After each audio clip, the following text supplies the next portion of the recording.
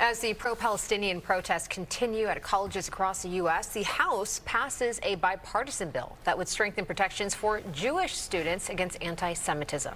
Opponents, including Manhattan Congressman Jerry Nadler, the longest-serving Jewish member of Congress, voted against the bill, arguing it would destroy free speech on campus. Here with us now is New York Representative Mike Lawler from the Lower Hudson Valley. He introduced the bill.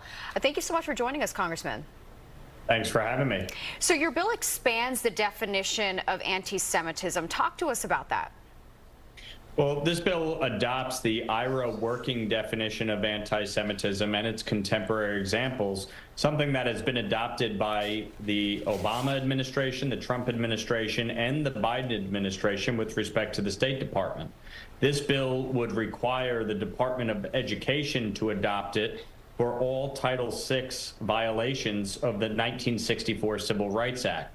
What we're seeing on these college campuses is outright anti-Semitism that has permeated all across the country, and these administrators have failed in their responsibility to keep Jewish students and all students safe. And so this is giving the Department of Education some more teeth to clamp down on this anti-Semitic protests that are occurring on college campuses.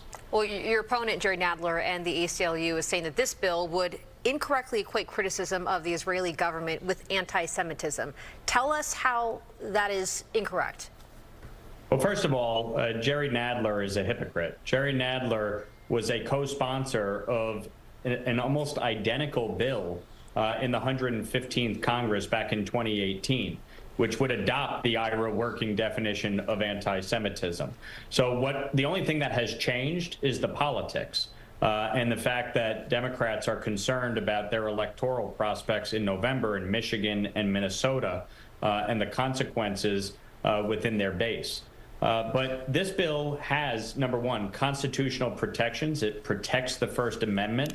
And nothing in this bill can violate that. Number two, it clearly outlines in the IRA working definition of anti-Semitism that criticism of Israel or decisions that they are making that are in line with criticism of the United States or any other country is fine. Mm-hmm. But when you engage in anti-Semitism and criticize Israel for the express purpose that it's a Jewish state, or criticize the Jewish people and try to equate all Jews with decisions being made by the Israeli government, then yes, that is anti-Semitism.